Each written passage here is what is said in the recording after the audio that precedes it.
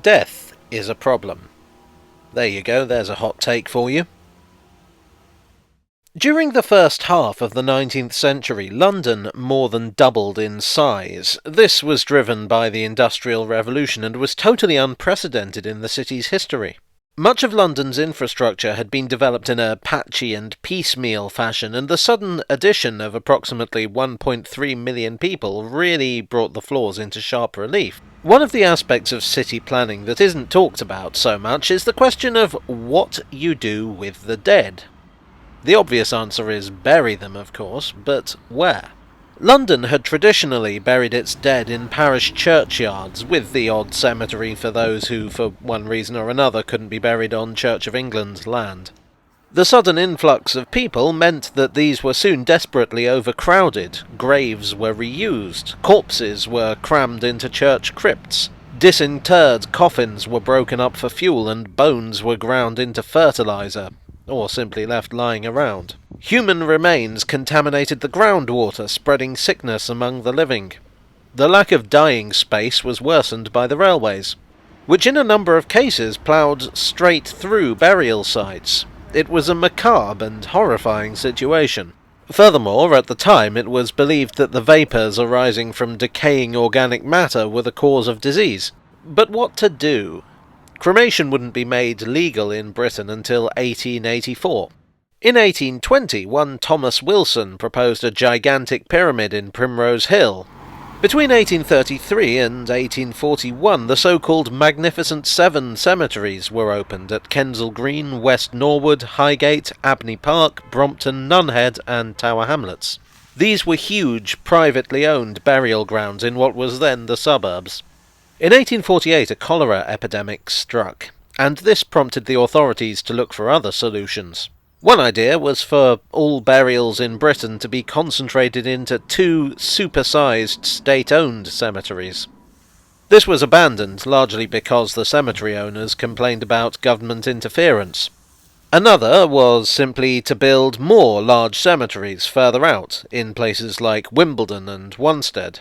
In 1849, Sir Richard Brune and Richard Spry offered their own plan. The London Necropolis, a city of the dead, catering for all classes and creeds. This was to be built at Woking, 24 miles from the city, which they considered to be so far out that there was no chance of London's urban development reaching it. Land was cheap because the soil was poor and there was plenty of it. A company was formed, the London Necropolis and National Mausoleum Company. But how to get the dead to the necropolis?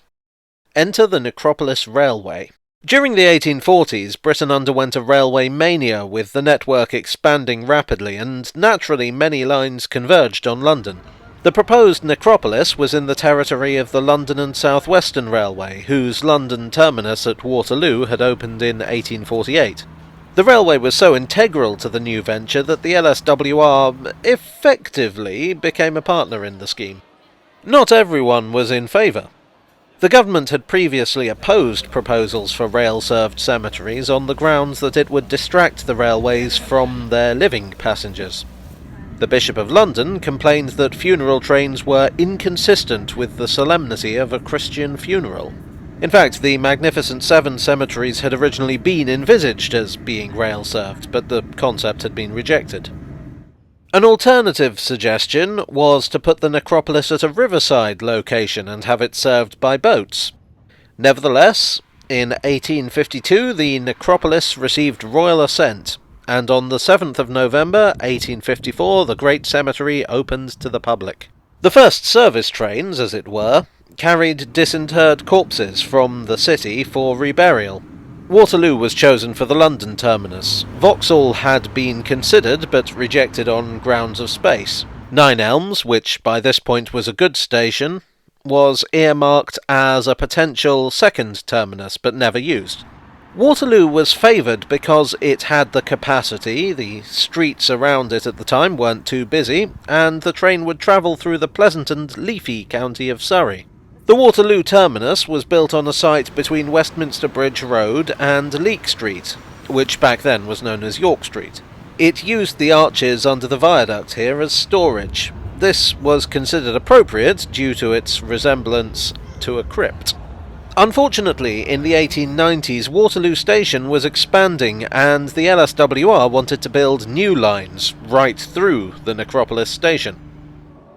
Unfortunately for them, the Necropolis Company were pretty sharp and managed to negotiate a new station, a new train, and much better timetabling. The new station opened in 1902, and is still very visible at number 121 Westminster Bridge Road. The station was served by a viaduct, which ran through here. The old junction is still visible from trains to Wimbledon. At the Brookwood end, there were two stations, each with their own chapel. The furthest station was the South Station, which was for Church of England passengers. The North Station was for non-conformists, i.e. everyone who wasn't C of E. There was also a siding serving the monumental mason.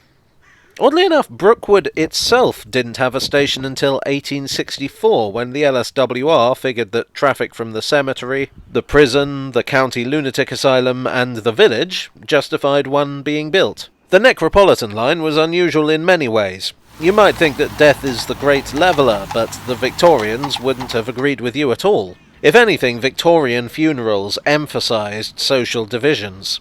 Indeed, another of the Bishop of London's objections was the idea that people of all classes would have to travel on the same train. In deference to social sensibilities, the Necropolis Company provided first, second and third class accommodation on their trains and at their stations.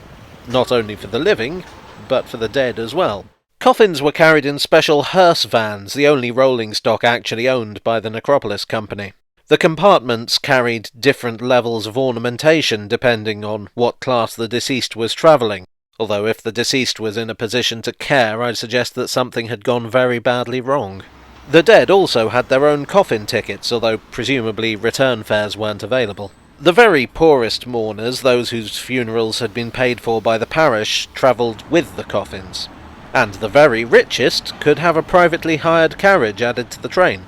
The engine would typically be whatever was going spare at Waterloo, which usually meant a suburban passenger tank engine. All the photos I've seen show an M7, a class first built in 1897.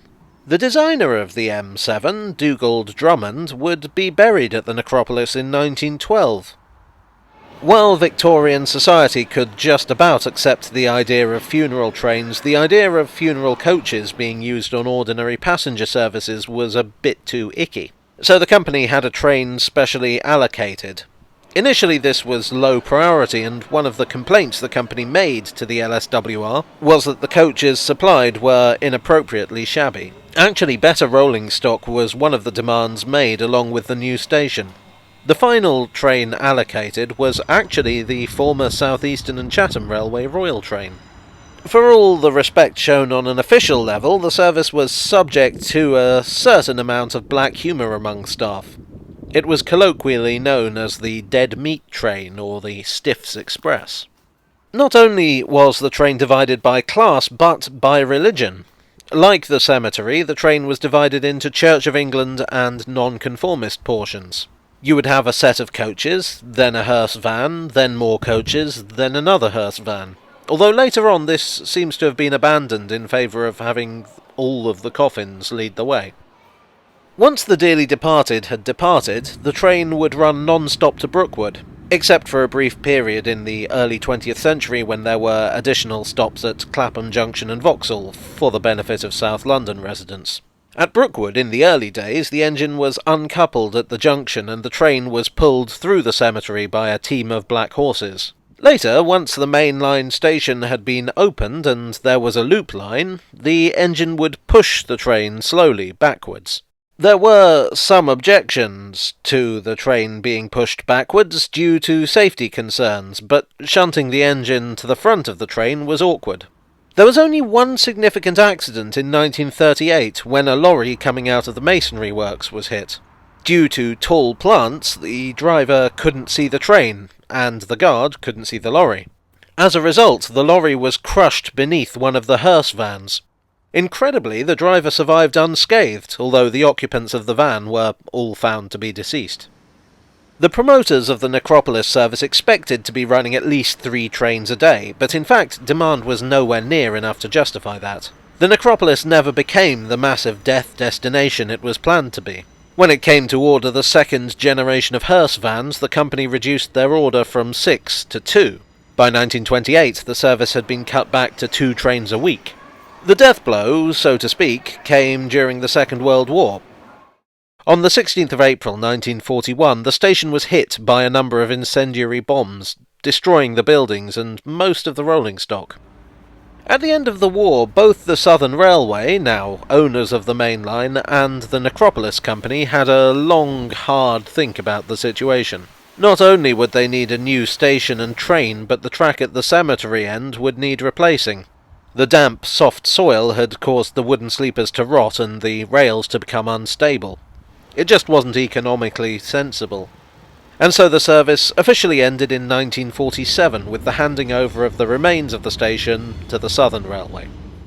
At the cemetery, the track was removed in the late 1940s. The station buildings lasted a bit longer. North Station was demolished due to dry rot in 1960, and South Station was knocked down following a fire in 1972. The platforms were rather more substantial than the wooden buildings and so are clearly visible if you know where to look. South Station now houses a monastery.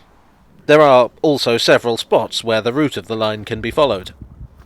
So ended the Brookwood Necropolis Railway. It wasn't the only funeral train service, and coffins would continue to be transported by rail on an individual basis until 1988. But it was perhaps the most distinctive. It was a bold experiment at a time when the world was changing in bringing the Industrial Revolution to the final journey. May it rest in peace. Hello all, I hope you enjoyed this video, morbid though the subject is. If you did enjoy it, please click the like button to pay your respects and perhaps consider subscribing for more content. There was another funeral train service in London, which is rather less well known, which I'm thinking I'd like to cover at some point. Thanks as always to my donors on Ko-fi and Patreon. You are the first class tickets for my coffin. And I'll see you all again very soon. Cheerio.